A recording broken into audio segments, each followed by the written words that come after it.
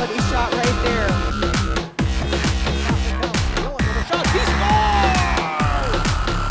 Your official home for Beaver sports. On the campus of Bemidji State University, this is The Huddle with Zach Lunt and Dan Amundsen. The Huddle starts now.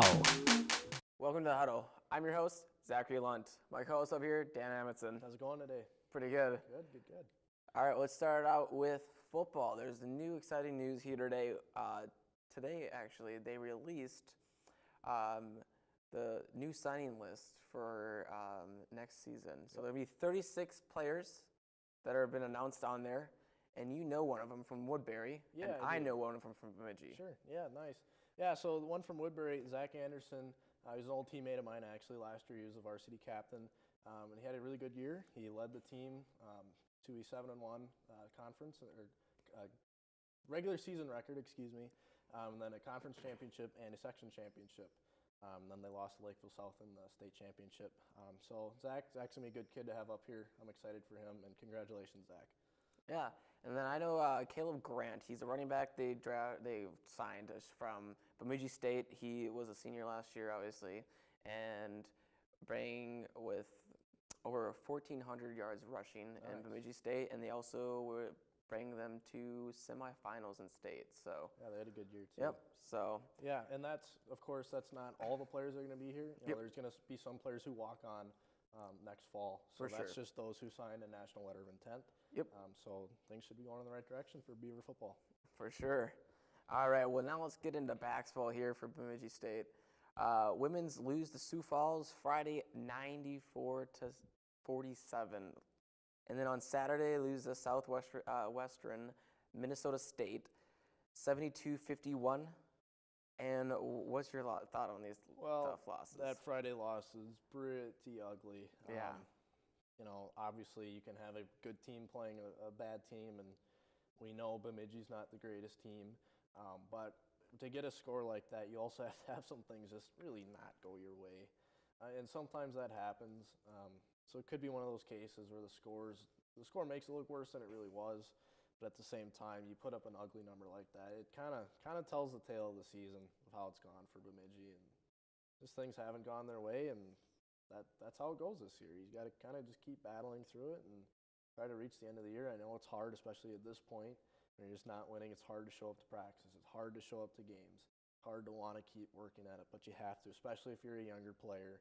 You have to keep battling at it, because you've got a couple more years. You can put this thing together, turn it around. It's the beauty of college sports. You're going to be here. If you're a freshman, you're here for 3 more years. You've got time to turn it around. It's a good learning experience for them. Yeah, for sure. And let's go on to the men's. The men's win Friday 76-73. And then on Saturday, they take the loss 84-62. Thoughts on that? Well, it's always good to pick up a win. Yeah. They've been struggling too, but they've put together a couple more wins. And it's good to see that in the midst of the struggles, they've been able to still keep their heads up and pick up a few games here and there. That keeps morale a little bit higher than it should be, or than it would be, but still kind of a tough season. And I don't see anything special coming out of this season, but it's good to see them pick up a few more wins here and there. Yeah, for sure. And then the upcoming game for this weekend, what's your thoughts on these upcoming games? Yeah, I think Concordia, they're going to put up a good fight. They always seem to just kind of be one of those they're a really small school in St. Paul, but they seem to always be kind of a scrappy little team. So I think they're going to put up a good fight on the men's side of things at least. I could see them maybe beating Bemidji, but Mankato, I think our men's team will take them down.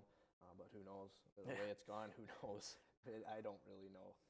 For sure. So let's get into hockey here. So women's win on Friday 2-1 against Wisconsin, which is ranked number 1. And then on Saturday they do lose 4-0 to that. Are you surprised by the win on Friday? I really am. Wisconsin's a really good team. And I will say that win actually knocked them down to number 2. Minnesota actually took over that number 1 spot this week. So Wisconsin slid down. There were big posts about it. That number 1 went down to Bemidji, a team that hasn't been performing at its highest level either. That's always a fun win. I'm sure there's a lot of celebrating in the locker room after that.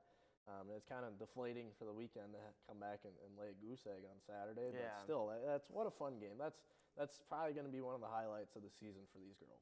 For sure. And there was a play in the second game. It was 3-0 in the second period, and they pulled their goalie, and that ended up making it a 4-0. And they were actually up 2 players at one point already, so it was a 6-on-3 once they pulled the goalie. Yeah. Well, you think that's a smart move or what? Well, I see what they were thinking with it, because all of a sudden you're going to have a 6-on-3, and mathematically you should definitely score at least 1 goal, if not 2, because you have 2 chances to score on a power play when you have a 2-man advantage, of course. But at the same time, and I know they're down 3-0, you're trying to spark something, have something happen, but I don't like the move. I've never really liked the move of when coaches pull their goalie when they're on a power play, because that other team can just dump it down from their zone, not having to worry about icing. So they're just going to be firing shots after shots, and I know it's a hard shot, but especially players at this level, they have a better probability of putting one of those in the back of the net. Unlike if you and I were to go out there and shoot from the opposite end of the ice, we wouldn't make one. But these players actually know kind of how to do that. So I've never been a big fan of that, because they don't have to worry about icing, so they're just going to fire it down, and one of those is probably going to find the back of the net. And that's what happened. Exactly. And it literally happened within like 15 seconds of the game. Yeah. And at least in the penalty. Yep. So the upcoming game for the women's is against Ohio State. Thoughts on that? You think they're going to win both? Split the series? I'd see more of a split. Ohio State's number 9 right now, a good team. But as we have learned, that those rankings, you can't look at those rankings and really predict the games. You know, the Beavers have come out and beat really, really good teams in the past who have been ranked in the top 10 or top 5 even, as we just saw last weekend. So I could see them pulling off one of those games, pulling off both, probably not, but I could see them pulling one off. Yeah, for sure. And could these wins, if they win both or split it, help them with the Beavers' playoff berth? Oh yeah, absolutely. You know, they're not a team that I could see making a big run, but you really never know. You know, you get you rattle off a couple wins against Wisconsin, Ohio State. All of a sudden you're like, hey, we can play with these really good teams. All that matters, everybody in the WCHA makes WCHA playoffs for women's hockey. So all that matters, if you get hot right now, you can make a run and do something special. So that those wins could really kind of spark something like that.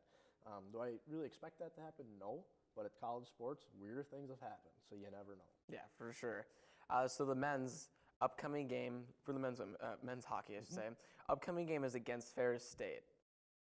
Should we be worried about Beavers splitting the series that they should win? Well, yeah. You know, we've seen Bemidji's really good. The men's team is really, really good at playing down to their competition. We saw it against Alabama. We've seen it against Alaska Anchorage, I believe it was. Yes. We gave Anchorage their first win of the season. Only win. Yeah, only win of the season so far. Yep. I think we gave Alabama their first win of the season too. I don't remember that one. It was either their first or their second win. Yeah, I can't remember that one. Yeah, and so they're really good at playing down to their competition. They're good at playing up to their competition too, but by the same time, they're really good at playing down to it. And that's something that could happen here. Ferris State's not that good of a team, but if you come out and say, oh, Ferris State's not that good of a team, we're going to take care of business, and don't have your mindset as, hey, we got to actually take these guys seriously. They're going to come out and steal one of these games. And at this point in the season, you don't want that to happen. When you're trying to fight for a home ice advantage in the playoffs and trying to get into those top 4 seeds, you can't lose games like this. If they don't win both these games, I'm going to be very concerned about their chances of making that top 4 seeds.